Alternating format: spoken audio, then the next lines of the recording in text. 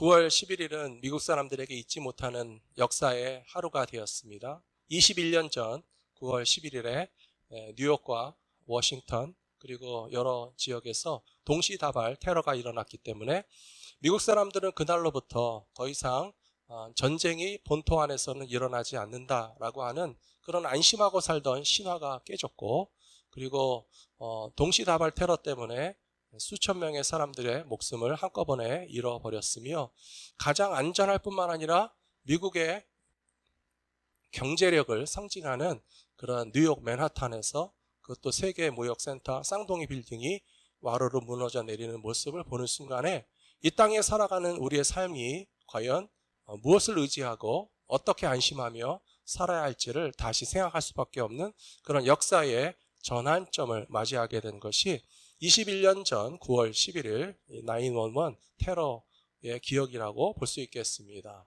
또 우리 가깝게는 우리가 코로나 팬데믹을 지금 지나고 있는데요.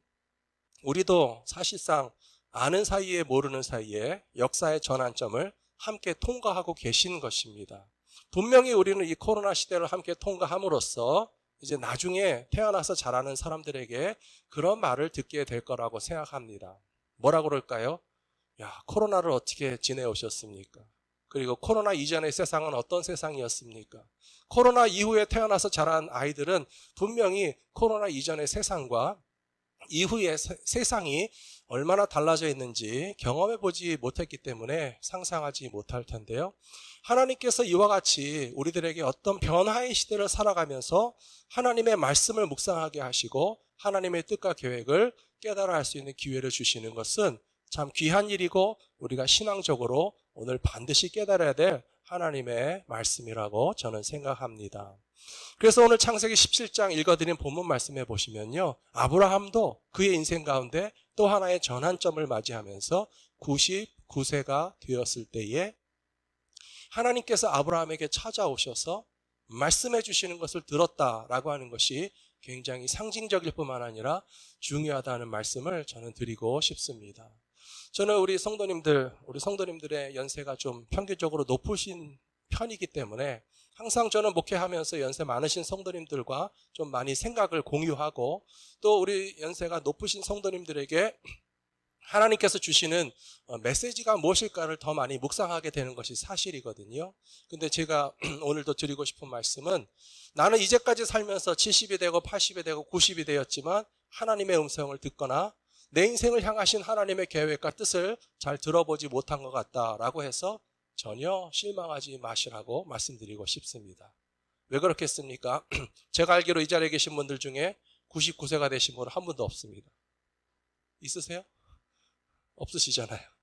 그럼 다 아직 99세도 안 되신 분들이, 성경에 보니까 아브라함이 99세 때에 하나님이 나타나셔서 너는 내가 하나님인 것을, 너의 하나님인 것을 묵상해보라 하시는 말씀이 99세가 된 아브라함에게도 주어졌다면 저와 여러분에게도 앞으로 언제 하나님의 음성을 듣고 나의 인생을 향하신 하나님의 뜻과 계획을 언제 새롭게 받게 될지 알 수 없기 때문에, 나는 지금 70세가 되었고 80세가 되었기 때문에 이 늦은 나이에 아직 나를 향하신 하나님의 뜻과 계획에 대해서 들어본 적이 없다고 해서 실망하실 것이 아니라 오히려 기대하시게 되기를 부탁드립니다. 나의 인생의 앞길에 하나님은 어떤 계획을 갖고 계실지 아브라함도 늦은 나이에 듣고 99세까지 인생과 100세부터 인생이 완전히 달라지지 않았습니까?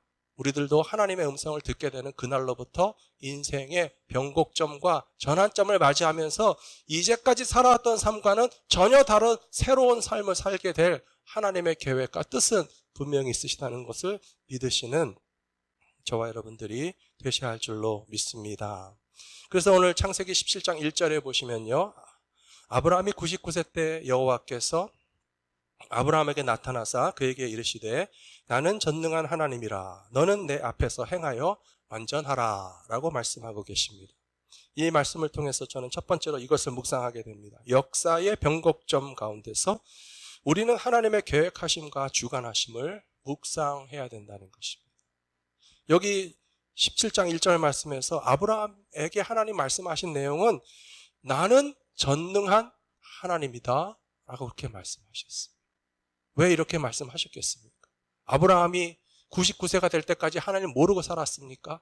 아니잖아요. 이미 75세 때부터 하나님을 만났고 하나님의 인도하심을 따라서 살고 있는데 굳이 이 어떤 특정한 변화의 찰나와 시점에서 하나님이 말씀하시기를 나는 전능한 하나님이다 라고 말씀하시는 것은요, 저와 여러분에게도 똑같은 것을 지금 생각하라고 하시는 음성이라고 생각합니다.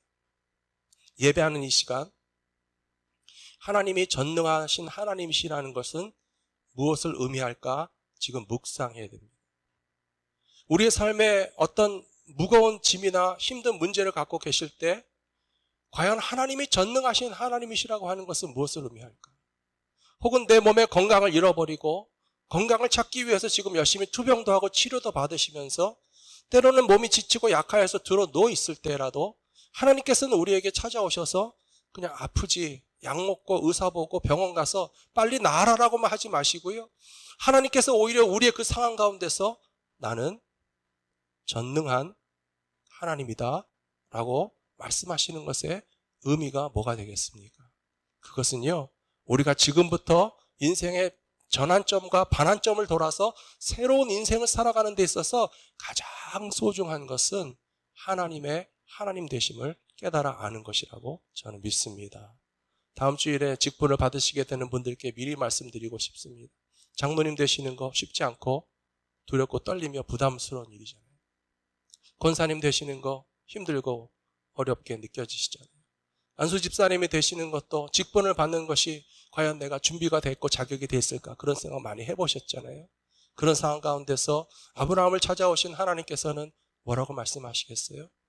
나는 전능한 하나님이다. 우리가 하는 것이 아니라는 거예요. 내가 장로 될 자격이 충분하고 능력이 되고 나는 장로 할 수 있기 때문에 내가 장로하는 것이 아니라 하나님께서 우리를 직분을 주시고 세워주시고 일하게 하시고 봉사하게 하시고 하나님께서 나를 도구로 사용하기 위해서 우리에게 찾아오셔서 하는 말씀이 염려하지 마라. 내가 전능한 하나님이시다.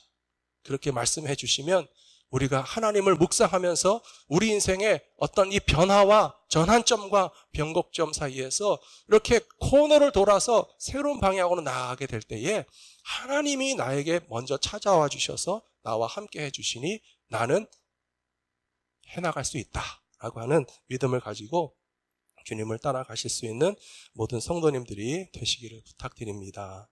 시편 46편 10절 말씀해 보시면 이렇게 되어 있습니다. 이르시기를 너희는 가만히 있어 내가 하나님 됨을 알지어다. 내가 문나라 중에서 높임을 받으리라. 내가 세계 중에서 높임을 받으리라 하시도다. 아브라함이 하나님을 만나서 자기의 인생이 어떻게 변화될지를 잘 상상하지 못했다라고 하는 것입니다. 많은 분들의 인생이 마찬가지입니다. 저도 살아보니까요, 여기에 이렇게까지 오게 될 줄 미리 다 알고 살았다라고 전혀 감히 말할 수 없어요. 우리가 인생의 미래를 다 예측하기도 하고 다른 사람과 비교하면서 조금 상상하기도 합니다. 결혼하면 어떤 일이 벌어질까? 여러분들은 예측도 하고 상상도 하셨죠? 하지만 결혼해서 살다 보니까 정말 예측하고 남에게 들은 거대로 살게 되셨나요? 아니면 상상하지 못한 일들이 많이 일어났나요? 상상하지 못한 일들이 많이 일어나셨다고요. 예, 또 결혼해서 자녀를 낳으시는 분들은 이제 결혼했으니까 아이도 생기면 자녀를 낳아서 키워야지. 상상도 하고 예측도 하셨죠. 하지만 여러분들의 자녀들이 낳아서 키워보니까 어떠십니까? 상상하고 예측한 대로 그렇게 자라고 생겨나던가요? 상상하지 못한 일들과 예측하지 못한 일들이 벌어져서 부모로서 사는 것이 이렇게 힘든 일인 줄 예전에 미처 몰랐다라고 하면서 아이를 낳기 전의 인생과 아이를 키운 후의 인생이 완전히 달라진 것들을 다 경험하지 않으셨습니까? 인생의 모든 것이 마찬가지입니다. 이민 생활하시는 분들이 미국 가서 살면 이렇게 살겠지 예측도 하고 상상도 하면서 오셨지만 그러나 미국에 와서 살다 보니까요, 우리의 예측을 초월하고 우리의 상상을 초월하면서 이민 생활이라는 것이 이렇게 험난한 파도가 많고 남의 나라에서 산다는 것이 쉽지 않은 일이라고 하는 것을 우리가 예상하지 못했지만 그러나 그런 것은 문제가 되지 않는다는 것입니다. 사랑하는 성도 여러분, 우리가 미리 알 수 있어서 사는 것이 아닙니다. 우리가 예측하고 상상한 대로 되어지기 때문에 사는 것이 아닙니다. 하나님이 우리의 하나님 되시면 우리는 믿음으로 살 수 있다는 사실을 기억하시기 바랍니다. 아브라함 100세 될 때까지 몰랐어요. 99세가 될 때까지 몰랐어요. 자기 몸을 통해서 이삭을 태어나게 하시고 이삭이 야곱을 낳고 야곱은 12아들을 낳고 그 12아들이 400년 동안 애굽 땅에서 살면서 60만 명이나 되는 민족을 이루게 될 거라고 하는 사실을 아브라함은 스스로 상상조차 해본 적이 없었고 꿈도 꿀 수 없었고 하나님 그렇게 어마어마한 일을 나 한 사람을 통해서 이루실 거라는 것을 전혀 예상하지 못했지만 하나님이 지금 말씀하고 계십니다. 아브라함아, 너의 이름을 바꿔라. 이제까지는 아브람이라고 불렀지만 오늘부터 너의 이름은 아브라함이라고 부르겠다. 이제까지는 너는 그냥 족장이었고 가정의 리더였고 우리 집안의 제일 큰아버지 정도였지만 그러나 나는 너의 이름을 바꾸기 원한다. 너의 이름이 아브라함이 돼야 되겠다. 너를 여러 민족들의 아버지가 되게 하고 싶다. 너는 Father of Nations, 모든 나라들이 너의 몸에서부터 생겨나게 되는 그런 하나님의 놀랍고 크신 계획들을 이루기 원하셔서 99세가 되는 아브라함에게 찾아오셔서 하나님의 말씀해 주셨다면 하나님은 오늘날 저와 여러분들에게도 똑같은 계획을 분명히 말씀해 주시는 것이라고 저는 믿습니다. 어떻게 하시면 되는지 아십니까? 가만히 듣고 계시면 됩니다. 출애굽기 14장 13절과 14절 말씀 한번 같이 보시면 좋겠습니다. 같이 읽겠습니다.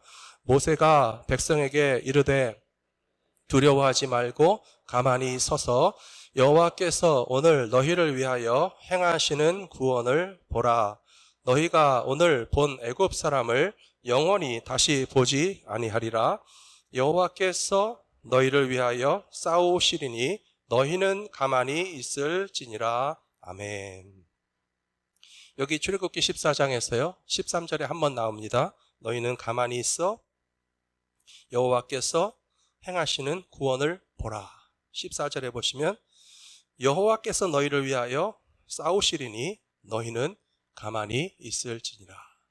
이것은 그냥 꼼짝 말고 있으라는 뜻이 아니고요. 우리는 아무 일도 할 필요가 없다는 말은 아닙니다. 우리는 때로는 해야 되고 순종하고 하나님의 축복이 이루어지기 위해서 우리는 우물을 파야 할 때도 있고 나가서 싸워야 할 때도 있지만 그러나 정작 중요한 것은 하나님이 구원하시는 것을 못 보면 안 된다는 거예요. 하나님이 역사하시는 것을 바라보지 못하면 안 된다는 거예요. 내가 하는 일이 너무 바빠서. 사랑하는 성도 여러분, 교회 나오셔서 여러 가지 많은 일들 하시는 거 너무 감사합니다. 주차장에서부터 안내하시고 찬양대가 미리 와서 연습하시고 친교실에 부지런히 내려가서 막 국도 끓이고 상도 차리고 준비하시는 것 너무 귀한 일이거든요. 그러나 그 모든 분주한 일 가운데 저는 성도님들에게 지금 말씀드리고 싶습니다. 여러분 가만히 계셔서 하나님이 행하시는 구원을 보십시오. 여러분 잠잠히 묵상하면서 하나님이 행하시는 것을 보셔야 됩니다. 오늘 우리가 교회에 와서 하나님의 행하시는 주권자이신 하나님의 역사하시는 것을 바라보지 못한 채 사람의 분주한 일에만 마음이 뺏겨서 그냥 사람 벌어보고 동동동동 뛰어다니고 막 분주하게 일하면서 교회는 왔다 갔는데 그거를 못 봤다. 그러면 안 돼요. 가만히 있어서 주께서 행하시는 구원을 보시기 바랍니다. 가만히 묵상하면서 하나님께서 어떻게 역사하시는지를 바라보신다면 우리의 분주한 마음, 근심하는 마음, 혹은 들떠있는 마음, 우리의 복잡한 마음이 차분하게 가라앉으면서 역사는 하나님이 이루어 가시는구나 하는 것을 바라보시게 될 것이라고 믿습니다. 두 번째로 우리는 역사의 전환점에서 하나님의 계획하심과 비전을 말씀을 통해서 깨닫게 됩니다. 하나님이 가지신 계획, 하나님이 가지신 비전 어떻게 알려주시는지 아십니까? 빨간 글씨로 되어 있잖아요. 다시 한번 여쭤볼게요. 하나님이 가지신 계획하심과 하나님이 가지신 비전을 우리에게 어떻게 알려주시는지 아십니까? 예, 말씀으로. 어떻게 이렇게 잘하셨어요? 예. 빨간 글씨로 써 있으니까 아시겠죠? 우리가 예배 시간에 설교 말씀을 듣는 게 왜 중요한지 아십니까? 예배는 처음부터 끝까지 중요하지 않은 시간이 하나도 없어요. 제가 또 말씀드리면 잔소리지만 지각도 하지 마시고 일찍 나가지도 마세요. 예배 시간 전에 오셔야 되고요. 시작부터 예배입니다.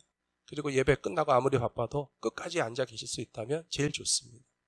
예배 모든 순서가 정말 하나님을 만나는 순서이기 때문에 우리가 어느 순간에 예배 가운데 은혜 받을지 모르고 우리가 어느 순간 하나님 만날지 모르잖아요. 찬양팀에서 첫 박자 드럼 비트가 탁 치고 들어가는 순간부터 어떤 사람은 가슴에 탁 울림을 받고 은혜 받으시는 분이 있어요. 그 찬양팀의 첫 박자 드럼 비트도 놓치지 마시라는 거예요. 그리고 어떤 경우에는 마지막 축도 시간에 막 가슴이 울컥해지고 목사님의 축도 기도가 나를 위해 하신 하나님의 축복으로 느껴져서 그 마지막 순간에도 은혜 받으실 수 있는데 그 마지막 순간도 절대 놓치지 마시라는 거예요. 그런데 이 예배 시작부터 끝까지 다 중요하지만 왜 말씀이 중요한가 하면요. 목사님이 설교하니까 목사님의 설교가 중요하다고 말하는 거 아니에요. 왜 말씀이 중요한가 하면 하나님이 아브라함에게 찾아서 말씀하시는 그 말씀 가운데 하나님의 플랜이 나타나고 하나님의 비전이 나타나기 때문에 오늘 이 설교 시간에 우리가 말씀을 듣는 것이 왜 중요한가 하면 나에게 향하신 하나님의 플랜이 지금 이 말씀을 통해서 선포되고 있기 때문에 그렇습니다. 우리를 향하신 하나님의 비전이 이 설교 말씀을 통해서 지금 나에게 전송되고 있는데 하나님께서 우리에게 전송해 주시는 이 하나님의 플랜과 비전을 듣는 시간에 주무시는 분이 한 분도 없어서 너무 감사합니다. 주무시면 안 된다는 거예요. 딴 생각하시면 안 된다는 거예요. 하나님은 말씀을 통해서 우리를 향하신 하나님의 계획과 하나님의 비전을 알게 해주시기 때문에 그렇습니다. 창세기 17장 4절과 5절을 같이 한번 크게 읽어보겠습니다. 보라, 내 언약이 너희와 함께 있으니 너는 여러 민족의 될지라. 이제 후로는 내 이름을 아브람이라 하지 아니하고 아브라함이라 하리니 이는 내가 너를 여러 민족의 아버지가 되게 함이니라. 아멘. 보십시오. 아브라함을 향하신 하나님의 플랜과 비전, 아브라함이 스스로 만들어낸 거 아닙니다. 하나님, 저 모든 민족의 조상이 되고 싶습니다. 아브라함이 나서서 달라고 한 거 아니에요. 하나님이 계획을 가지고 계셨어요. 하나님이 비전을 가지고 계셨어요. 하나님이 아브라함을 택하시고 이 아브라함을 사용해서 아브라함의 후손 가운데서 많은 나라와 민족들이 생겨나게 하기를 원하시는 하나님의 플랜이 있으시고 하나님의 비전이 있으신데 하나님이 찾아오셔서 지금 그 말씀을 아브라함에게 주시잖아요. 사랑하는 성도 여러분, 그거는 아브라함이니까 받은 거지 나는 아브라함이 아닌데요 라고 생각하는 분이 한 분도 없으시기를 부탁드립니다.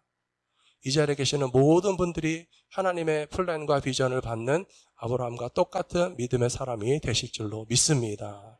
하나님께서 우리들을 통해서 분명히 이 세상의 많은 사람들을 하나님이 축복하시는 통로로 저와 여러분 한 사람 한 사람을 사용하시기 원하신다는 사실을 확실히 믿는 것이 예배하는 예배자들의 믿음이 되어야 할 것이라고 저는 믿습니다. 오늘 말씀 창세기 18장 17절부터 19절까지 말씀 또 같이 한번 읽어보겠습니다. 여호와께서 이르시되 내가 하려는 것을 아브라함에게 숨기겠느냐? 아브라함은 강대한 나라가 되고 천하 만민은 그로 말미암아 복을 받게 될 것이 아니냐? 내가 그로 그 자식과 건속에게 명하여 여호와의 도를 지켜 의와 공도를 행하게 하려고 그를 택하였나니 이는 나 여호와가 아브라함에게 대하여 말한 일을 이루려 함이니라. 아멘.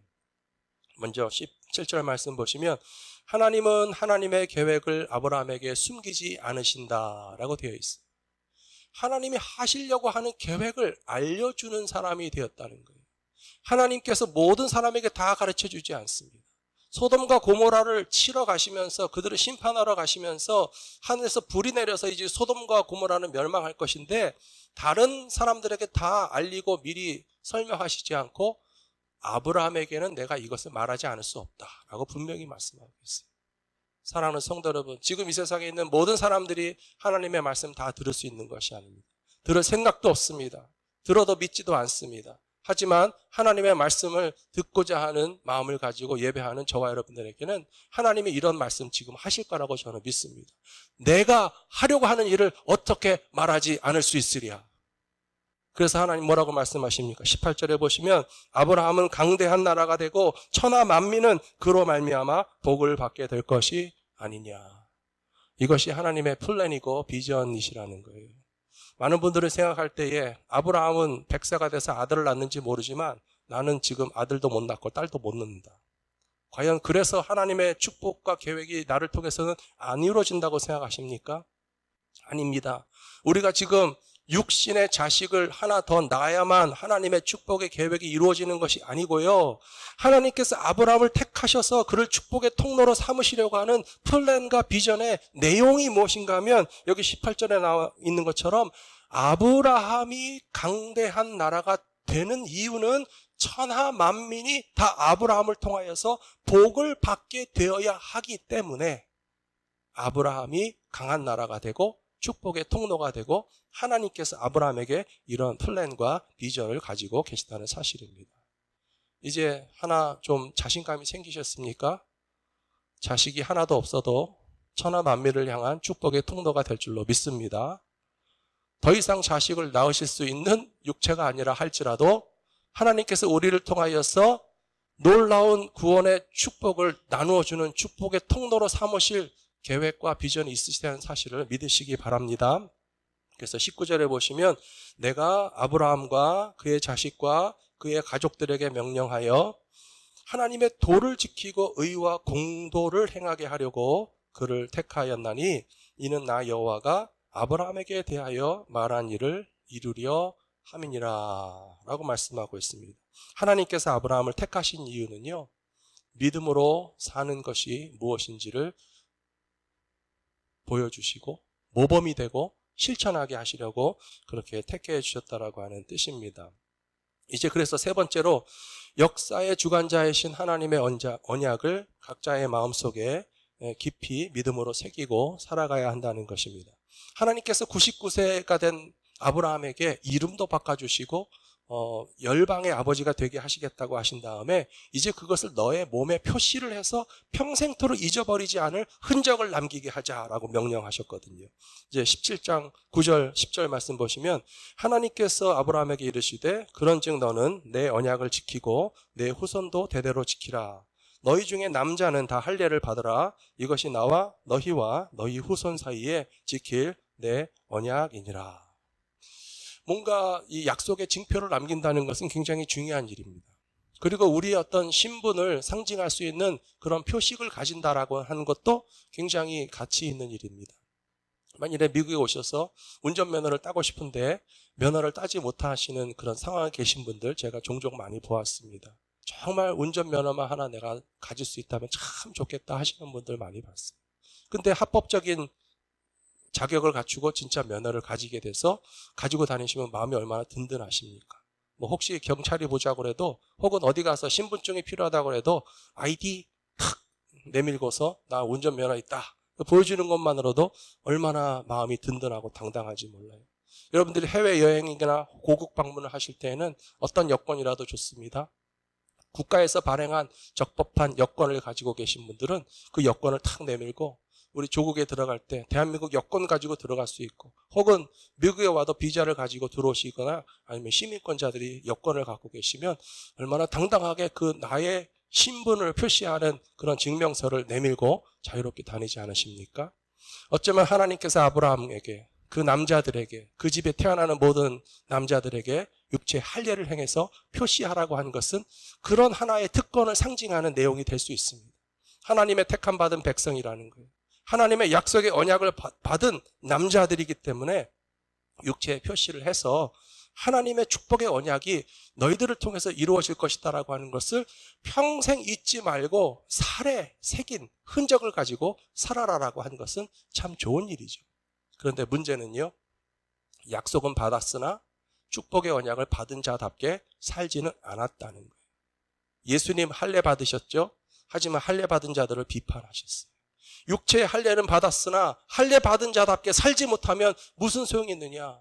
사도 바울도 자기도 할례 받았습니다. 하지만 할례 받은 것을 자랑하는 육체의 표시를 자랑하는 자들은 그러나 그 믿음의 행위대로 살지 못하는 것에 대해서 충분하지 못하다라고 비판했던 것을 기억하시면서 우리는 마음의 할례를 받고 살아가는 믿음의 백성들이 되어야 할 줄로 믿습니다. 그것이 사도행전 7장 51절에 나와 있습니다. 사도행전 7장 51절에 보시면 목이 곧고 마음과 귀에 할례를 받지 못한 사람들아 너희도 너희 조상과 같이 항상 성령을 거스르는도다 라고 되어 있습니다. 이 조상이라고 하는 사람들 누구를 의미하겠습니까? 유대인들을 말하겠죠. 육체의 할례를 받고 우리는 아브라함의 후손이라고 해서 육체의 흔적을 남기는 것만을 자랑하지만 그러나 사실상 그들은 목이 곧은 백성이고 마음의 할례를 받지 못했고 귀에도 할례를 받지 못해서 결정적으로 진짜 필요한 할례를 받지 못한 사람들의 특징이 뭡니까? 성령에게 거역하는 거예요. 성령에게 불순종하는 거예요. 하나님의 뜻을 따르지 않고 성령님에게 순종하지 않으면서 육체의 할례를 받은 것만 자랑하는 것은 아무 소용이 없기 때문에 결국 우리에게 무엇을 원하시는 것이겠습니까?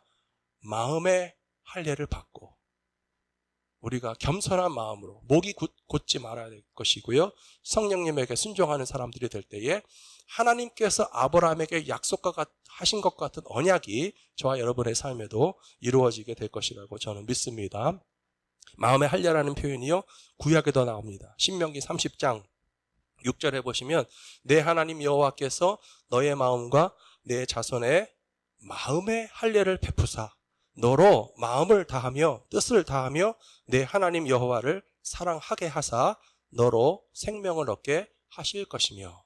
신명기 말씀이니까 모세가 한 말이에요. 모세가 이스라엘 광야 40년을 보내온 백성들에게 하시는 말씀이 뭐냐 하면 하나님께서는 너희의 마음과 너희 자손의 어디에다가 할례를 베푸셨다고 되어 있습니까? 마음에다가 할례를 베푸셨다라고 되어 있습니다. 사랑하는 성도 여러분, 여러분들은 마음의 할례를 받았다라고 생각하십니까? 마음의 할례를 받았다고 믿으십니까? 그렇다면 어떻게 해야 되겠습니까? 신명기 30장에서 너희 마음과 너희 자손의 마음에 할례를 베푸셔서 마음을 다하고 뜻을 다하여 여호와 하나님을 사랑하게 하신다라고 되어 있습니다. 하나님의 구원의 은혜에 감사하여서 사랑의 마음으로 예배하는 사람들은 마음의 할례를 받으셨다고 믿습니다. 마음의 할례를 받아서 힘과 뜻을 다하여 하나님을 사랑하는 사람들에게는 결론적으로 무엇을 얻게 하신다라고 되어 있습니까? 생명을 얻게 하신다라고 되어 있습니다. 사랑하는 성도 여러분, 육체에 표시난 것을 자랑할 것이 하나도 아니고요.